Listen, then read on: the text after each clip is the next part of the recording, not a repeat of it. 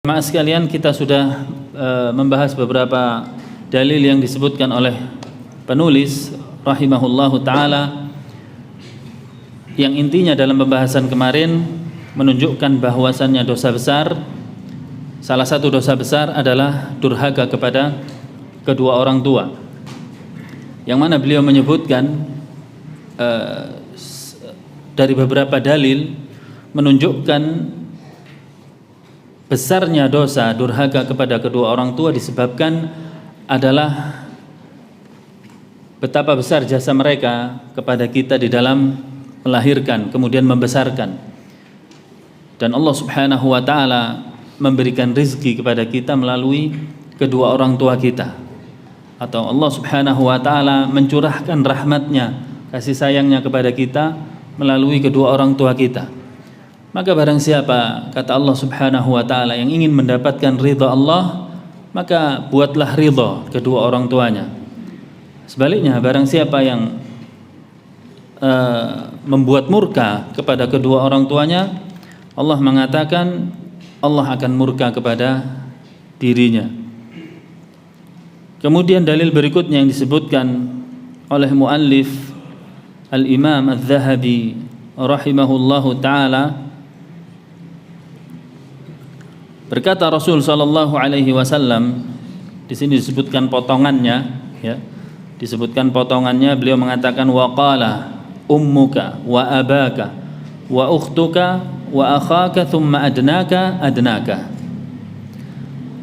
Yang mana redaksi aslinya Rasul sallallahu alaihi wasallam ketika ditanya oleh seorang sahabat, ya, beliau mengatakan yadul mu'til ulya, tangan yang memberi itu letaknya di atas, ya, tangan yang memberi itu letaknya adalah di atas.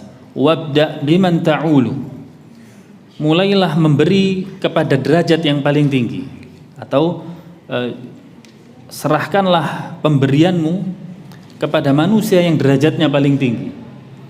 Kemudian beliau menyebutkan ummuka wa abaka wa ukhtuka wa akhaka thumma adnaka. Rasul sallallahu alaihi wasallam menyebutkan urutannya. Beliau pertama kali menyebutkan ummuka, yaitu ibumu. Kemudian beliau mengatakan abaka, ummaka wa abaka, ibumu kemudian ayahmu, wa ukhtaka, kemudian saudarimu, wa akhaka, kemudian saudaramu, thumma adnaka, kemudian yang berikutnya dan berikutnya. Maka di sini menunjukkan bahwasannya pemberian yang paling mulia, pemberian yang paling tepat ketika diberikan adalah kepada orang tua, dan itu adalah ibu. Kemudian yang kedua barulah ayah. Yang ketiga beliau menyebutkan saudara, tetapi dimulai dari yang perempuan, saudari, yaitu ukhtaka. Kemudian baru akhaka, thumma adnaka, kemudian setelahnya dan setelahnya.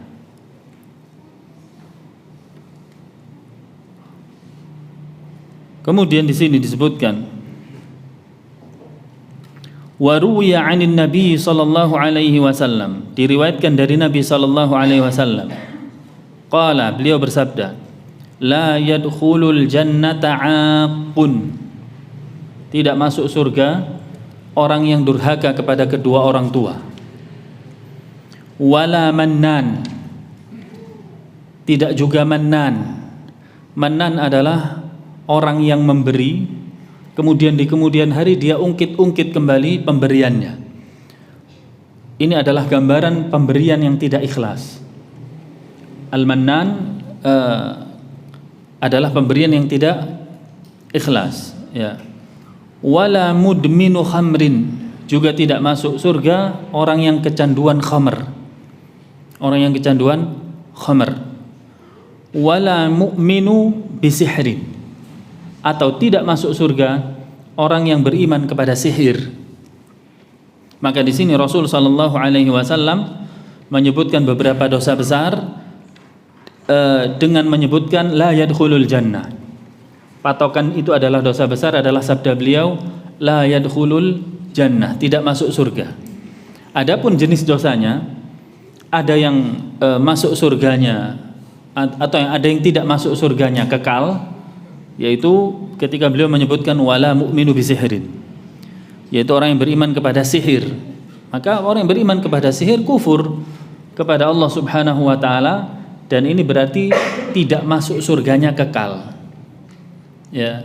Adapun yang lainnya seperti kecanduan khamr atau mengungkit-ungkit pemberian dan durhaka kepada kedua orang tua, maka ini adalah yang dimaksud adalah tulul mukth, yaitu lama tinggalnya di neraka, lama tapi tidak selamanya. Wa qala Abdullah bin Umar radhiyallahu anhuma, berkata Abdullah bin Umar radhiyallahu anhuma, jaa a'rabiyyun qala, datang seorang Arab Badui kepada Rasul sallallahu alaihi wasallam, kemudian dia mengatakan, ya Rasulullah, mal kabair, wahai Rasulullah, apa itu al-kabair, yaitu dosa-dosa besar. Qala, Rasulullah menjawab, al-isyraku billah, yang pertama adalah syirik kepada Allah Subhanahu wa taala. Ketika engkau menjadikan tandingan bagi Allah Subhanahu wa taala dengan makhluknya pada hak-hak khusus bagi Allah Subhanahu wa taala, maka dia jatuh ke dalam syirikan. Kemudian Arab Badui tadi mengatakan, thumma madza, kemudian apa lagi ya Rasulullah?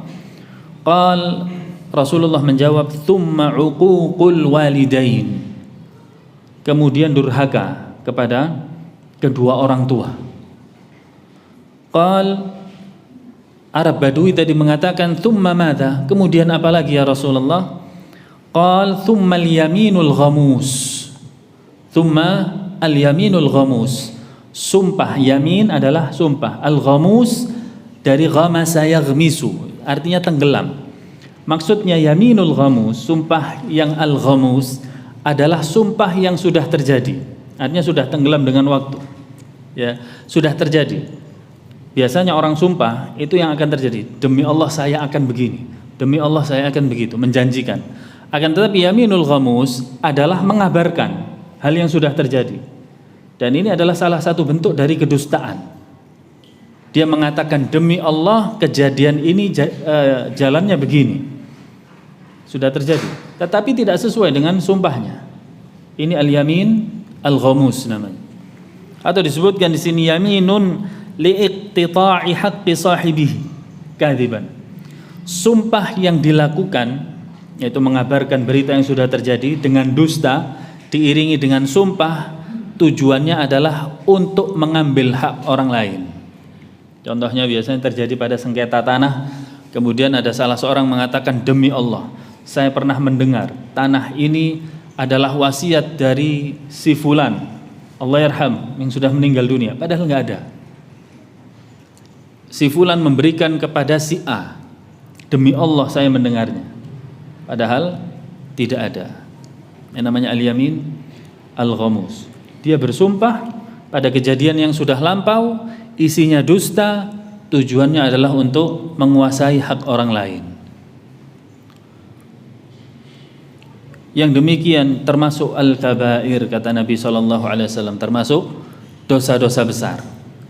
Sama dengan riwayat yang lain yang menyebutkan ketika Rasul SAW ditanya tentang urutan dosa-dosa besar, di dalam riwayat lain beliau mengatakan al-isyraku billah, sama, syirik kepada Allah. Yang kedua beliau mengatakan uququl walidain, sama, ya, durhaka kepada kedua orang tua. Tsumma sakat, kemudian beliau diam. Kemudian tidak lama beliau menjawab lagi, tsumma qauluz zur, kemudian perkataan dusta, atau syahadatuz zur, atau persaksian dusta. Sama redaksinya, sama maknanya, tapi redaksinya beda. Di sini disebutkan al-yaminul ghamus, maknanya sama, yaitu al-yaminul ghamus, sumpah yang diiringi dengan kedustaan adalah bagian dari dusta. Malah ini lebih parah, diiringi dengan sumpah demi Allah.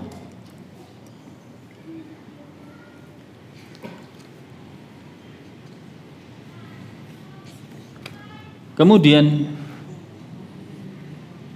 riwayat berikutnya Rasul sallallahu alaihi wasallam wa anhu alaihi salatu wassalam qala, dan dari Abdullah bin Umar juga, anhu di situ yang bawa kitabnya, maksudnya anhu adalah sebelumnya, yaitu periwayat sebelumnya Abdullah bin Umar radhiyallahu anhuma qala, mengatakan la yadkhulul jannata 'aqun wala mukadzibun bil qadar, tidak akan masuk surga 'aqun, yaitu orang yang durhaka kepada kedua orang tuanya, wala mukadzibun bil qadar, dan orang yang mendustakan takdir. Ini sama dengan pernyataan beliau sallallahu alaihi wasallam yang tadi. Beliau menyebutkan satu amalan yang tidak masuk surganya kekal, yaitu mendustakan takdir. Ada satu amalan yang tidak masuk surganya tidak kekal, yaitu durhaka kepada kedua orang tua. Adapun mukadzibun bil qadar, yaitu mendustakan takdir, ini menghapus salah satu rukun iman, yaitu rukun iman yang keenam. Sama saja dia menghapus keimanannya. Sama seperti kisah yang dibawakan di dalam hadis Ibnu Umar radhiyallahu anhuma pada abad yang kedua Hijriyah. Pada saat itu timbul fitnah aliran Qadariyah,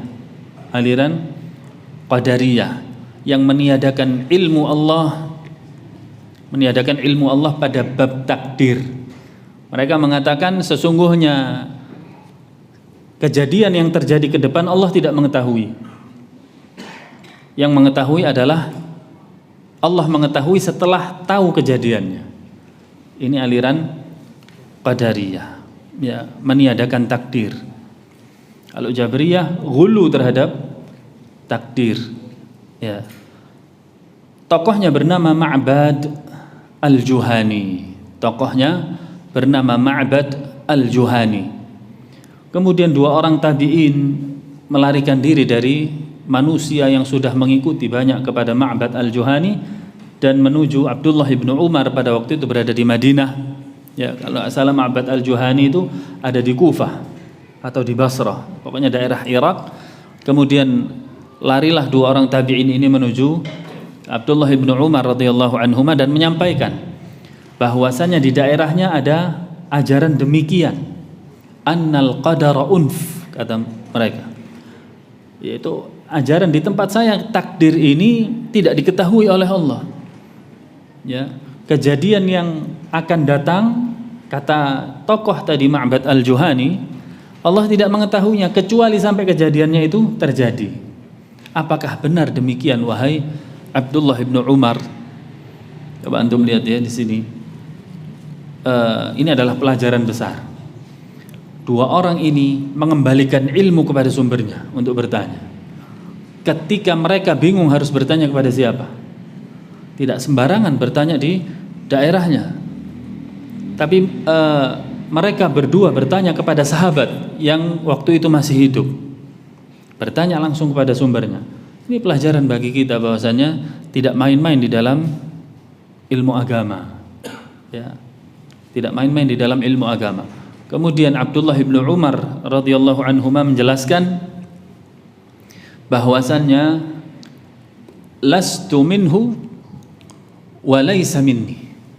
Ya, saya bukan bagian dari dia dan dia bukan bagian dari saya. Au kama qala. Kemudian Ibnu Umar mengatakan, "Lau anfaqa mithla Uhudin dhahaban." Seandainya dia berinfak sebesar gunung Uhud berupa emas, ya, ma taqabbalallah, ya, Allah tidak akan menerimanya, hatta yu'mina bil qadar, sampai dia beriman kepada takdir. Ini menunjukkan bahasanya perbuatan tersebut kufur. Kata Ibnu Umar, seandainya dia berinfak sebesar gunung Uhud berupa emas, tidak akan diterima amalannya sampai dia beriman kepada takdir. Abdullah bin Abbas radhiyallahu anhuma juga pernah mengatakan, man wahadallaha barang siapa yang mentauhidkan Allah Subhanahu wa taala, wa kadzdzaba bil qadar, akan tetapi mendustakan takdir, naqadha takdzibuhu tauhidahu, maka kedustaannya terhadap takdir membatalkan tauhidnya. Ya, kedustaannya terhadap takdir membatalkan tauhidnya. Dan sesungguhnya ahlu sunnah wal jamaah di dalam beriman kepada takdir wajib menetapkan 4 poin di dalam iman kepada takdir. Wajib menetapkan 4 poin. Yang pertama adalah menetapkan ilmu bagi Allah Subhanahu wa taala. Yang pertama adalah menetapkan ilmu bagi Allah Subhanahu wa taala. Apa maksudnya? Maksudnya adalah kita meyakini di dalam bab takdir, ilmu Allah meliputi segalanya. Allah mengetahui yang telah terjadi dan yang akan terjadi, bagaimana kejadiannya, seandainya tidak terjadi bagaimana kondisinya, semuanya Allah Subhanahu wa taala mengetahuinya. Ya. Kemudian yang kedua adalah al-kitabah, penulisan takdir. Kita meyakini adanya penulisan takdir sesuai dengan firman Allah Subhanahu wa taala di dalam surat Al-Hadid, ma asaba min musibatin fil ardi wala fi anfusikum illa fi kitabin min qabli an nabra'aha inna dzalika 'ala Allahi yasir. Ya, apa saja yang terjadi di bumi ini, baik yang menimpa bumi ataupun yang menimpa kalian, semuanya sudah tertulis di sebuah kitab induk yang bernama Lauhil Mahfuz. Inna dzalika 'ala Allahi yasir. Sesungguhnya yang demikian mudah bagi Allah Subhanahu wa taala. Rasulullah sallallahu alaihi wasallam juga bersabda, kataballahu maqadira khalaiq qabla 50,000 sanah qabla khalaqas samawati wal ard min 50,000 sanah. Allah Subhanahu wa taala sudah menulis takdir seluruh makhluk sebelum diciptakannya langit dan bumi sebanyak 50.000 tahun. 50.000 tahun sebelum diciptakannya langit dan bumi, Allah Subhanahu wa taala selesai menulis takdir makhluknya. Maka kita tetapkan yang kedua adalah al-kitabah. Kalau nomor 1 tadi diselisih oleh siapa? Qadariyah. Tidak menetapkan ilmu bagi Allah, tapi ahlu sunnah menetapkan ilmu bagi Allah Subhanahu wa taala dalam takdir. Yang ketiga adalah al-masyiah, kehendak. Di dalam bab beriman kepada takdir wajib kita meyakini seluruh hal yang terjadi atas kehendak siapa? Kehendak Allah Subhanahu wa taala. Tidak ada yang terjadi atas kehendak makhluknya. Berbeda dengan Mu'tazilah. Mu'tazilah mengatakan Allah menghendaki kejadian yang baik-baik, iman, ibadah yang baik-baik. Adapun yang buruk-buruk kata mereka itu adalah masyiatul insan atau masyiatul ibad, kehendaknya manusia. Kita katakan benar, kehendak manusia tetapi tetap di bawah kehendak Allah Subhanahu wa taala. Kehendaknya manusia yang melakukan adalah manusia, tetapi di bawah kehendak siapa? Allah Subhanahu wa taala. Allah mengatakan wa ma tasyauna illa ayyasha Allah. Tidaklah yang kalian kehendaki kecuali di bawah kehendak Allah Subhanahu wa taala. Yang keempat, di dalam beriman kepada takdir wajib kita menetapkan al-khalqu, yaitu penciptaan. Maksudnya adalah meyakini seluruh hal yang terjadi, yang ada di dunia ini adalah makhluk dan itu adalah ciptaan Allah Subhanahu wa taala. Itu adalah ciptaan Allah Subhanahu wa taala. Berbeda dengan fatwa dari Mu'tazilah. Mereka tidak menetapkan amalan adalah makhluk Allah. Yang makhluk Allah adalah manusianya. Adapun amalan manusia adalah bukan ciptaan Allah. Pertanyaannya, jika bukan ciptaan Allah, ciptaan siapa?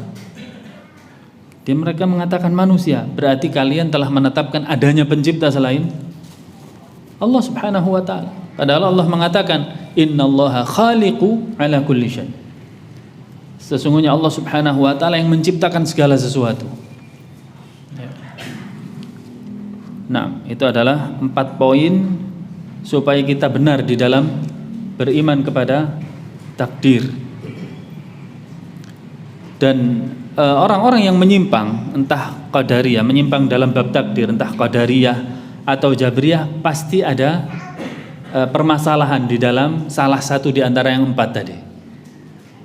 Jika kita ingin selamat di dalam beriman kepada takdir, wajib menetapkan dan memahami. Bukan hanya menetapkan, tapi faham apa maksudnya ditetapkan 4. Saya harus meyakini seperti apa. Nah, ini harus dipelajari. Apa hukumnya? Wajib. Hukumnya adalah wajib, karena itu adalah salah satu dari rukun iman. Apa faedahnya kita benar beriman kepada takdir? Di dalam surat Al-Hadid yang saya baca tadi, ayat selanjutnya Allah subhanahu wa ta'ala menyebutkan hikmah jika seseorang beriman kepada takdir dengan benar. Allah mengatakan, likai la ta'sau ala ma fatakum wa la tafrahu bima atakum. Ya, wallahu la yuhibbu kulla mukhtalin fakhur. Supaya kalian tidak putus asa terhadap sesuatu yang kalian terlewat darinya. Ya, kita mengharapkan sesuatu lewat, ya, entah dapat musibah atau yang lainnya. Kalau seseorang beriman kepada takdir, dia tidak akan putus asa. Dia akan mengatakan, yang terjadi ini Allah sudah mengetahui, sudah ditulis, kehendaknya Allah, dan saya adalah makhluknya Allah. Tenang dia. Wala tafrahu bima atakum. Juga tidak merasa bangga. Bangga yang dimaksud di sini adalah bangga berlebihan, yaitu sombong. Dia tidak mengembalikan kepada Allah. Ya, orang yang beriman kepada takdir ketika mendapatkan nikmat, dia bersyukur. Dia mengatakan, Allah sudah mengetahui terjadinya ini, sudah ditulis juga, kehendaknya Allah, dan saya juga, yang saya nikmati adalah makhluknya Allah. Maka dia akan bersikap bersyukur kepada Allah. Yang pertama, dia akan bersabar. Nah, ikhwan, kita lanjutkan riwayat berikutnya.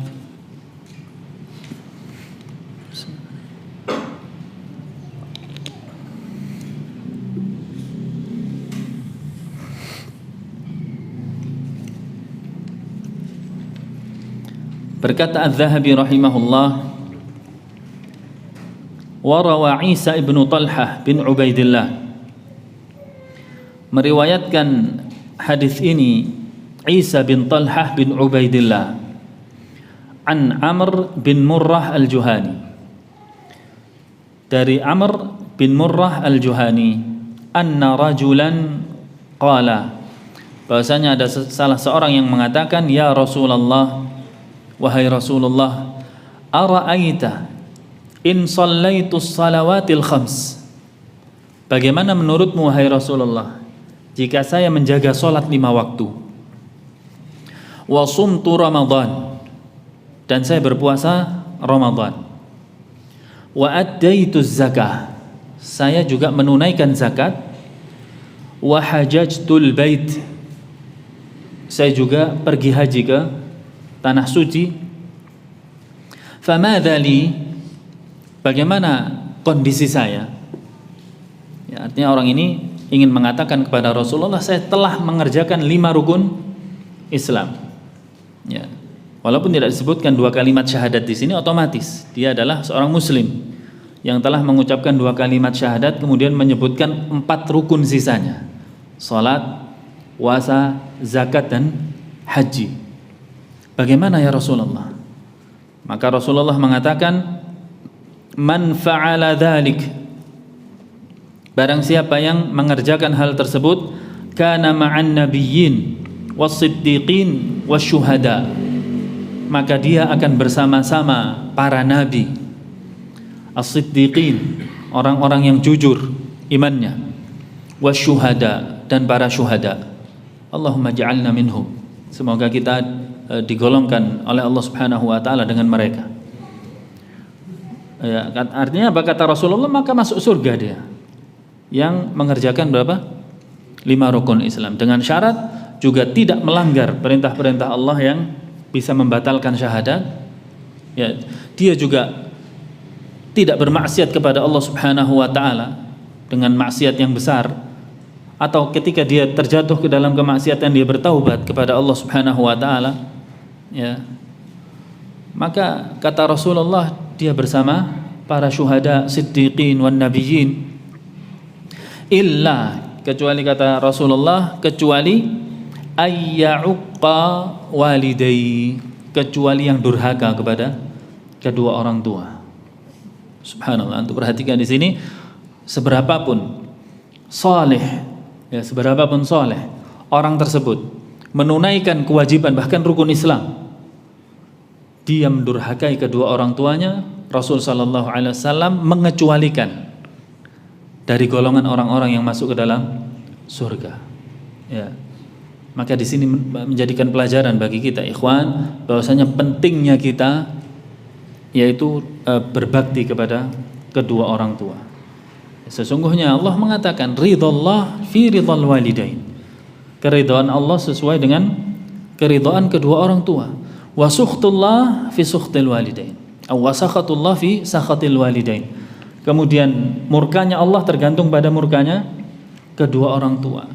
Walaupun dia saleh di mata manusia, walaupun dia berinfak sebanyak-banyaknya, ya, tetapi ketika menghadap kepada Allah Subhanahu wa taala membawa dosa uququl walidain, maka kata Rasul sallallahu alaihi wasallam tidak termasuk di dalam golongan yang masuk surga. Nah, bahkan disebutkan dalam riwayat, hatta al-jihad, walaupun jihad kita sudah sampaikan riwayatnya adalah ketika Rasul sallallahu alaihi wasallam bertanya kepada seorang pemuda yang mendaftarkan diri untuk berjihad, kemudian dia mengatakan, saya meninggalkan orang tua saya Rasulullah dalam kondisi menangis. Kata Rasul sallallahu alaihi wasallam, irji', kembali, irji' ila walidai, ya, kembali kepada kedua orang tuamu, jadikan dia tertawa sebagaimana engkau telah menjadikan dia menangis. Ya, jihad itu pada Rasul sallallahu alaihi wasallam mengaitkan dengan birrul walidain, minta izin dulu kepada kedua orang tua, minta ridhonya dulu sebelum berangkat berjihad. Maka disebutkan di dalam suatu riwayat, ati' abawaika fa innar rum tajidu man yaghzuhuma anka. Ya. Rasulullah mengatakan, ati' walidai, lebih baik engkau mendahulukan taat kepada kedua orang tuamu, karena sesungguhnya jihad mengalahkan Rum, ada yang mewakilimu, sudah ada yang mewakilimu. Tidak berangkatmu tidak mempengaruhi apa? Jihad. Tetapi durhakamu kepada kedua orang tua mempengaruhi keselamatan dirimu. Jangan paksa jihad. Jihad masih ada yang mewakili engkau. Masih ada kaum muslimin yang berangkat menghadapi Rum, tetapi durhaka kepada kedua orang tua, ada yang bisa mewakili? Ada. Maka disuruh kembali oleh Nabi sallallahu alaihi wasallam. Ya. Ini menunjukkan adalah betapa beratnya uquq al-walidain, durhaka kepada kedua orang tua. Karena sesungguhnya kebaikan kepada kedua orang tua ini tidak bisa diwakilkan, hanya antara kita dengan mereka. Ya. Jangan tertipu dengan amalan-amalan yang sifatnya besar, tetapi di situ fardu kifayah. Ada sebagian kaum muslimin yang menunaikannya. Adapun fardu ain harus didahulukan. Salah satunya adalah berbakti kepada kedua orang tua. Sama seperti salah seorang kalau tidak salah Imam Ahmad mengatakan, atau yang lainnya, para ulama salaf, jika pemimpin saya melarang saya mengajar agama kepada manusia, maka sesungguhnya saya akan mentaatinya. Ketika ditanya, kenapa? Karena sesungguhnya di dalam mengajar kepada manusia, yang bisa bukan hanya saya, tetapi ada yang lain yang bisa mengajarkan kepada manusia. Maka ulama ini mendahulukan fardu ain daripada fardu kifayah. Fardu kifayah adalah kewajiban yang apabila ditunaikan sebagian kaum muslimin yang lain, gugur dia. Tapi fardu ain antara kita dengan Allah Subhanahu wa taala. Tidak ada yang bisa diwakilkan. Riwayat berikutnya, wa an Bakkar bin Abdul Aziz bin Abi Bakrah. Dari Bakkar bin Abdul Aziz bin Abi Bakrah, haddatsana abi, telah menceritakan kepadaku ayahku. An Abi Bakrah, dari Abu Bakrah marfu'an, dari Nabi sallallahu alaihi wasallam. Kullu dzunubi yuakhirullahu minha. Semua dosa diakhirkan oleh Allah Subhanahu wa taala azabnya nanti di akhirat. Masya'a, sesuai dengan kehendak Allah. Ila yaumil qiyamah, sampai hari kiamat. Illa uququl walidain, kecuali durhaka kepada kedua orang tua. Fa innahu yu'ajjalu li sahibihi, karena sesungguhnya durhaka kepada kedua orang tua, azabnya disegerakan di dunia oleh Allah Subhanahu wa taala. Wallahu taala alam, riwayat ini dhaif ya, dari Al-Hakim di dalam Mustadraknya adalah dhaif. Adapun dikuatkan dengan riwayat yang lain yang datang di dalam Musnad Imam Ahmad bin Hanbal rahimahullah. Rasulullah mengatakan, ma min dzambin ahra ay yu'ajjala li sahibihi al-uqubah ma'a ma yuakhiru lahu fil akhirah min baghyin aw qati'ati rahim. Tidak ada dosa ya yang paling pantas disegerakan untuk pelakunya hukumannya di dunia bersama dengan dosa-dosanya yang diakhirkan oleh Allah Subhanahu wa taala di akhirat, yaitu min baghyin wa qati'ati rahim. Ya, itu dosa baghyin, yaitu dosa yang melampaui batas seperti membunuh, au qati'ati rahim, atau memutus hubungan silaturahim. Dan memutus hubungan silaturahim terbesar adalah durhaka kepada kedua orang tua. Sesungguhnya hubungan rahim yang paling erat siapa? Orang tua. Ketika kita durhaka kepadanya, sama saja memutus hubungan silaturahim. Kalau kita berbakti kepadanya, menyambung hubungan rahim. Ya. Maka disebutkan oleh para ulama, apa bentuk siksanya yang disegerakan? Macam-macam. Ada ta'sirur rizq, susah rizkinya. Dia mencari rizki dalam kondisi susah payah. Atau jika tidak, disebutkan bahwasanya dia akan diazab dengan istrinya yang tidak patuh, bisa.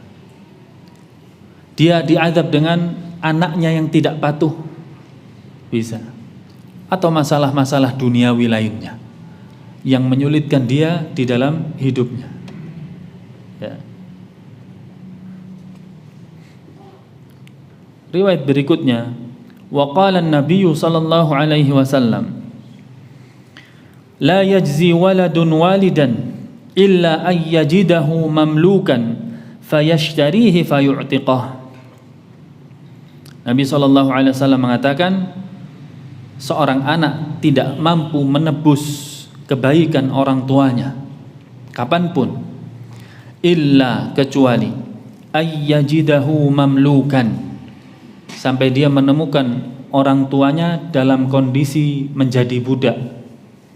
Fayashtarihi fayu'tiqah, kemudian dia membelinya dan membebaskannya. Hadis ini sahih, diriwayatkan oleh Muslim. Makna hadis ini, ikhwan, yang paling benar adalah pendapat dari jumhurul fuqaha, mayoritas para ulama, yaitu hadis ini menunjukkan tidak bisanya seorang anak menebus kebaikan orang tuanya kapanpun, hal yang mustahil. Lalu bagaimana disebutkan menemui orang tuanya dalam kondisi perbudakan kemudian dibeli dan bebas? Kata mereka rahimahumullah, maksudnya di sini Rasul sallallahu alaihi wasallam menyebutkan hal yang tidak mungkin terjadi. Tidak mungkin terjadi kalau seorang anak menemui orang tuanya, ayahnya atau ibunya menjadi budak, kemudian dia membelinya, kemudian membebaskannya, ini nggak mungkin terjadi. Kenapa? Ketika seorang anak membeli orang tuanya dalam kondisi budak, tanpa dia merdekakan, otomatis sudah merdeka. Orang membebaskan budak itu seperti membeli barang yang kepemilikannya berpindah kepada dirinya. Mungkinkah seorang anak memiliki orang tuanya? Gak mungkin. Bahkan harta kita adalah milik dari orang tua kita. Dan ini pendapat yang benar. Di sini Rasulullah ingin menunjukkan tidak mungkin seorang anak bisa menebus kebaikan orang tuanya abadan, selama-lamanya, kapan? Ya. Adapun pendapat yang kedua adalah pendapat Zahiriyah, mengatakan bahwasanya ini bukti bahwasanya ada sebab yang bisa menggantikan kebaikan kedua orang tua, yaitu dengan menebusnya ketika mendapatkan mereka menjadi seorang budak. Dan ini pendapat yang lemah. Pendapat yang benar adalah seperti tadi, nggak mungkin anak memiliki siapa? Orang tuanya. Kalau dia membeli orang tuanya dalam kondisi perbudakan, ketika dia beli otomatis sudah merdeka. Tidak bisa kemudian berpindah dulu hak milik kemudian dimerdekakan. Nah, wa anhu alaihi salatu wassalam bi isnadin hasanin, dan juga Nabi SAW meriwayatkan dengan sanad yang hasan mengatakan la'anallahu al-'aqqa liwalidayhi, Allah melaknat seseorang yang durhaka kepada kedua orang tuanya. Apa itu laknat? Laknat adalah ib'adu anir rahmah, dijauhkan dari rahmat Allah Subhanahu wa taala. Rahmat adalah kasih sayang. Ya, dan kita membutuhkan kasih sayang Allah Subhanahu wa taala. Adapun orang yang mal'un atau dilaknat, dia dijauhkan dari rahmat Allah Subhanahu wa taala.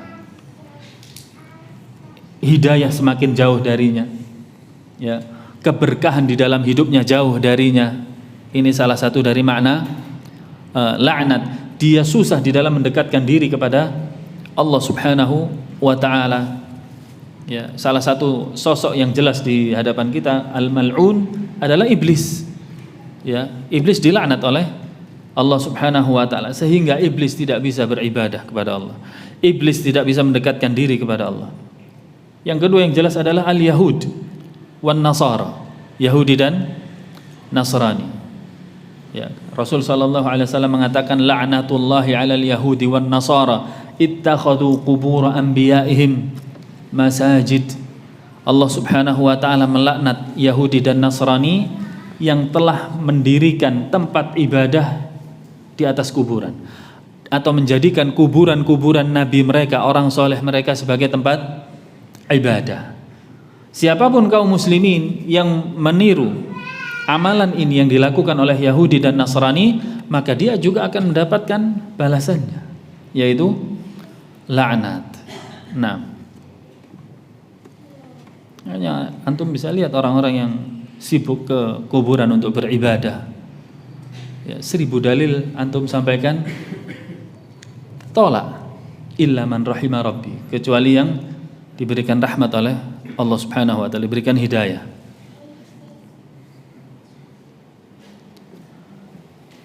Wa qala alaihi salatu wassalam, dan Nabi sallallahu alaihi wasallam bersabda, al khalatu bimanzilatil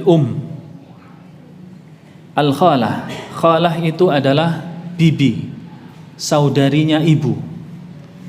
Saudarinya ibu bimanzilatil ya, kedudukannya adalah sama seperti ibu. Artinya di sini bukan sama seperti ibu di dalam hak waris, ya, atau hak-hak ibu yang aslinya. Maka di sini disebutkan adalah Al-khalah bimanzilatil yaitu bibi adalah sama seperti ibu. Ketika seorang ibu sudah tiada, maka kita berbakti kepada saudari-saudarinya, berbuat baik kepada saudari-saudari dari ibu dengan menjaga hak-haknya, ya, dan berbuat baik, memperhatikan keadaannya, ya. Ini termasuk kebaktian kepada kedua orang tua kita dengan memperhatikan saudarinya. Hadis ini sahih diriwayatkan oleh At-Tirmidzi. Wa an Wahab ibn Munabbih,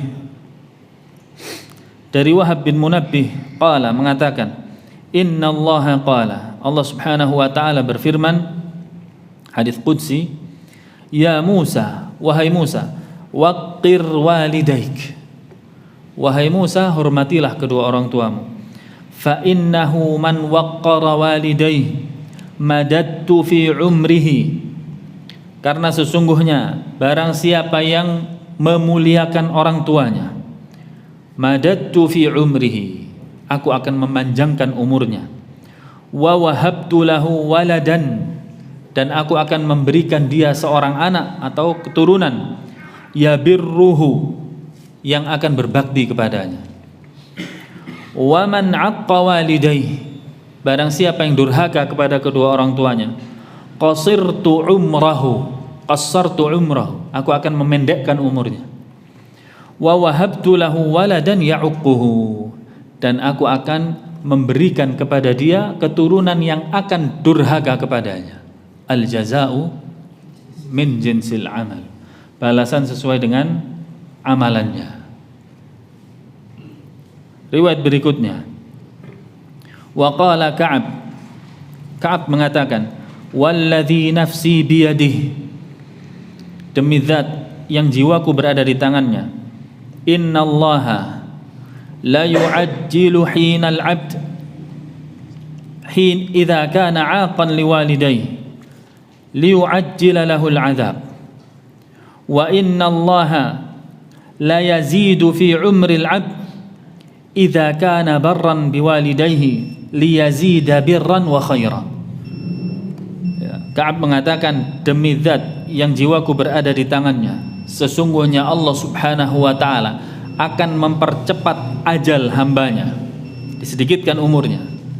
Idza kana 'aqan liwalidayhi, apabila dia durhaka kepada kedua orang tuanya, liyu'ajjila lahul adzab, untuk menyegerakan azab baginya, itu azab di akhirat setelah kematian.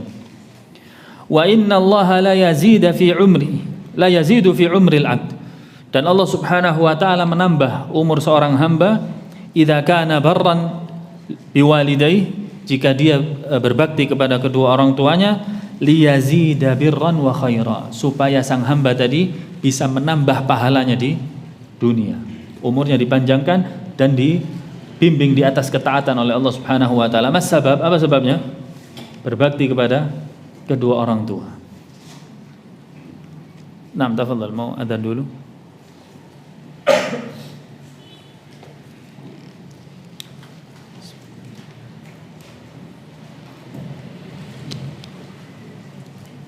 Allahu Akbar,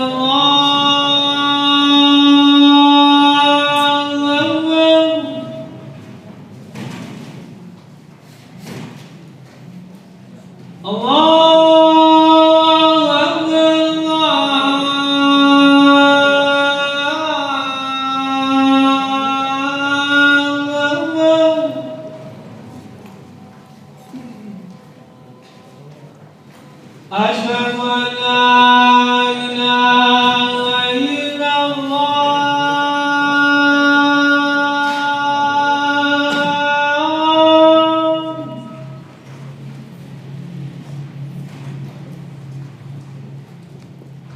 Asyhadu an la ilaha illallah.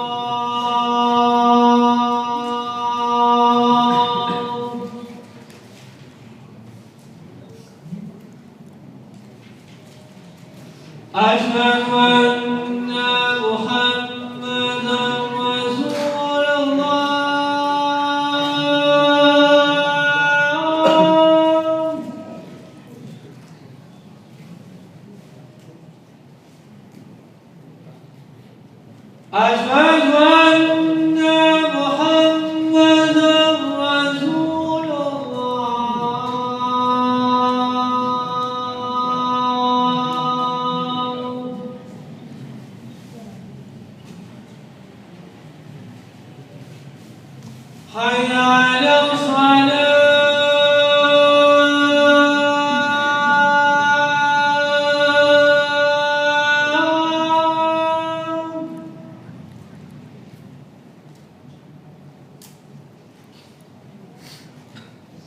حي على الصلاة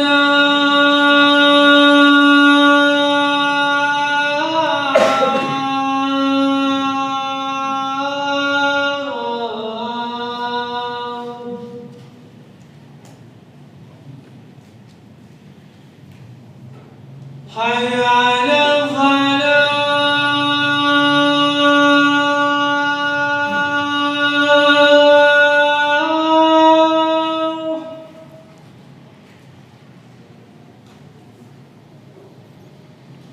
حي على الفلاح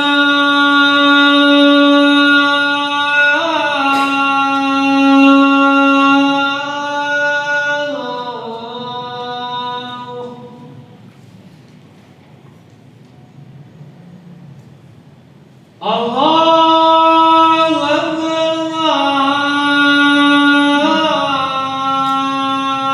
الله أكبر لا إله إلا الله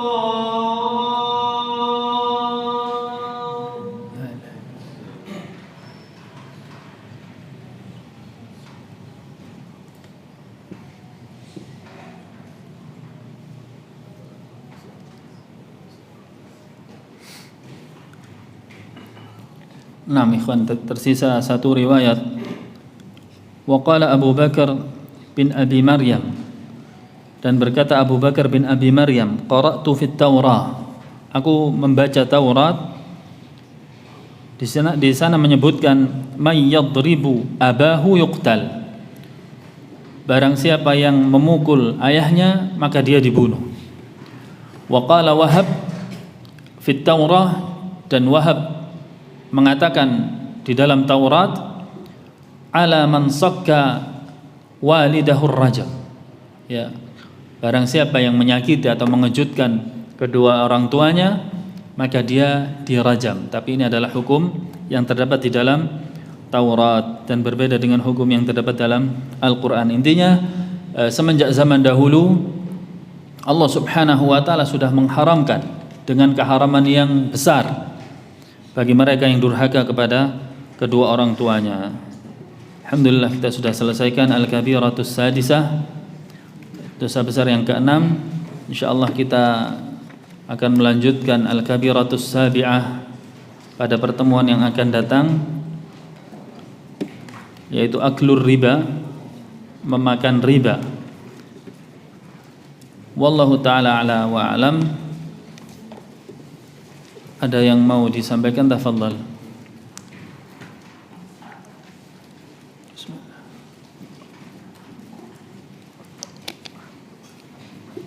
Baik, cukup insyaallah. Sallallahu wasallam wa baraka ala nabiyyina Muhammad wa ala alihi wa ashabihi ajma'in. Walhamdulillahi rabbil alamin. Thumma assalamu alaikum warahmatullahi wabarakatuh.